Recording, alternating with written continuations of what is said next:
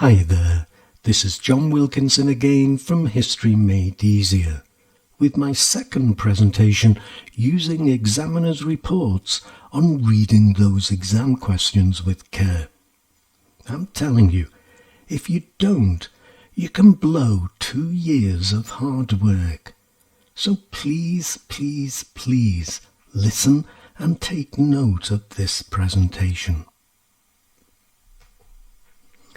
Now, I've done a presentation on concepts, but let's not ignore them in this presentation, because seeing them in the question is critically important.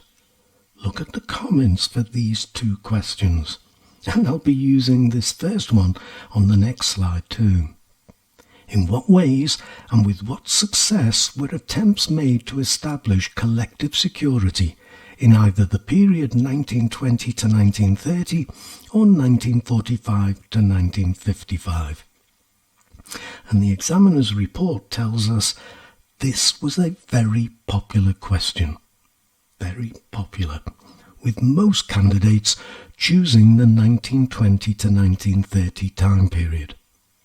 Better answers defined collective security, which meant many answers didn't, and so missed out on marks. And the second question, to what extent did nationalism contribute to the origins of both the First World War and the Second World War? And the examiner's report tells us that again, this was a very popular choice of question that required candidates to address the role of nationalism as a cause of both world wars. In general, it tells us examiners regretted the rather weak understanding of nationalism and the tendency of candidates to skirt around this term rather than attempting to define it clearly before evaluating its contribution to the outbreak of both wars, and so again missed out on marks. A good definition of a central concept will earn you marks, rightly so. But if the concept is sitting in the question and you ignore it, well, you're not going to do as well as you hoped. You have to be aware of any dates or a time frame in a question too. Look at the comments to these questions, and you'll see our collective question, our collective security question again.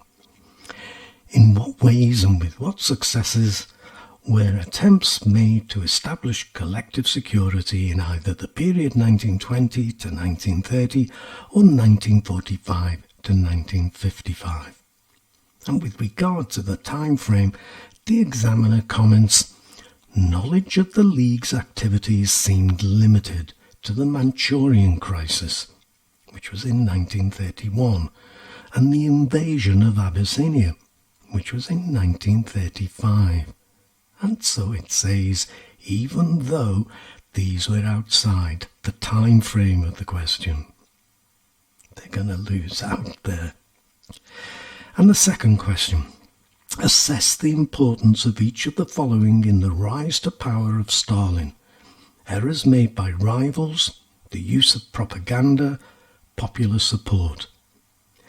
And the examiner's report tells us that answers which went on to deal with the Great Purge and show trials revealed a lack of understanding of the task focus, which quite clearly said rise to power in the question.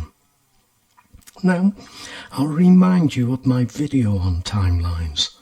They really can be important, but you have to look carefully at the wording of a question too, because they can give a very clear start or end point, and as you can see, they are all too easily missed. Use your time to read your questions carefully, please. And this leads me nicely to the need to take care when it comes to different regions. Here's the question. Why did foreign intervention occur so frequently in civil wars of the 20th century? And what impact did this intervention have on two civil wars, each chosen from a different region? The main problem was that too many chose to base their answers on the Russian and Spanish civil wars, the examiner reports, which are both from the same region. You simply must take note of different regions. And why not scribble down your choices on the exam paper so it's clear to you that you're okay? I haven't seen a comment related to different regions when it comes to authoritarian states, but it does come up regularly with regard to civil wars. And on the subject of wars and different regions, do note that you can't use World War II in Europe as well as in the Pacific as separate wars in different regions. You have to take care on the focus of the question too.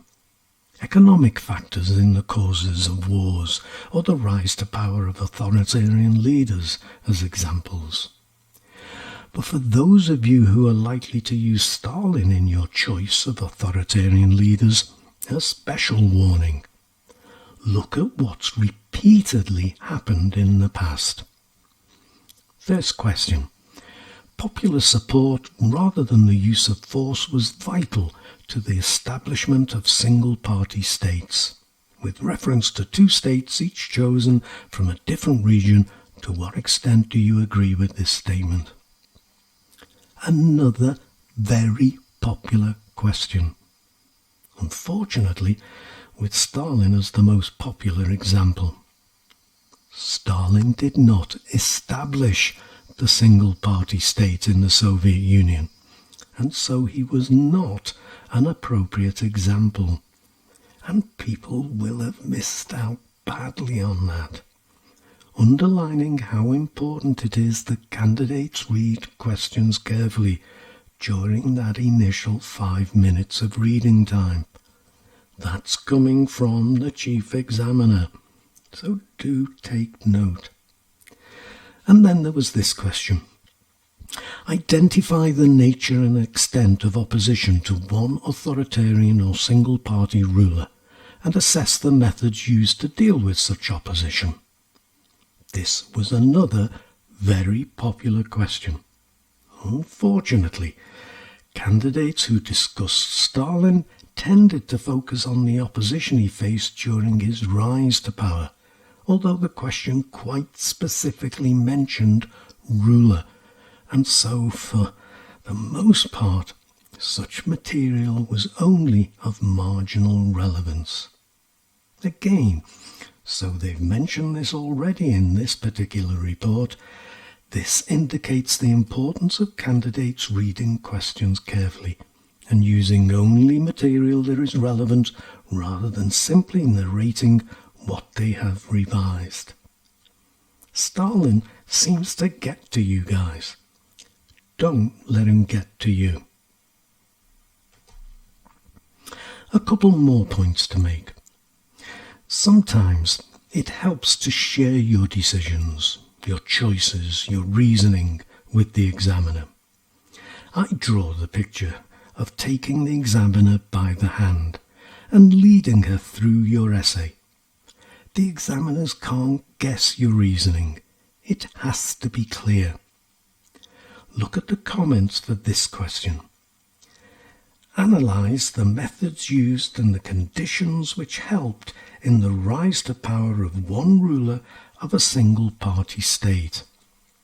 And the examiner's report says, the focus was rise, not rule, and as noted earlier, it is recommended that candidates explain the rationale for their chronological endpoint. A case in point is Hitler. Some candidates chose his rise to end in January 1933, others in March 1933, and yet others in August 1934. All can be justified, but candidates are advised to explain why. or you'll lose out on marks. Always explain. Finally, you have to ask yourself, can I answer this question? Sometimes you see a topic and think, I've revised this really well. I'm going to answer this one. But a careful read of the question might leave you feeling unsure. Well, if there's something in the question you're not comfortable with, choose another question. Look at the examiner's comments on the responses to this one. Widespread support for the ideology of authoritarian or single-party leaders was the most important factor in their rise to power, with reference to two leaders, each chosen from a different region. To what extent do you agree with this statement? And the examiner's report tells us a significant number of candidates, attempted this question. However, responses to it were rarely more than mediocre, as the answers betrayed a reluctance to discuss the ideology of the chosen leaders. As it was a "to what extent do you agree" question, candidates seized the opportunity to focus on what they knew better, which was other factors.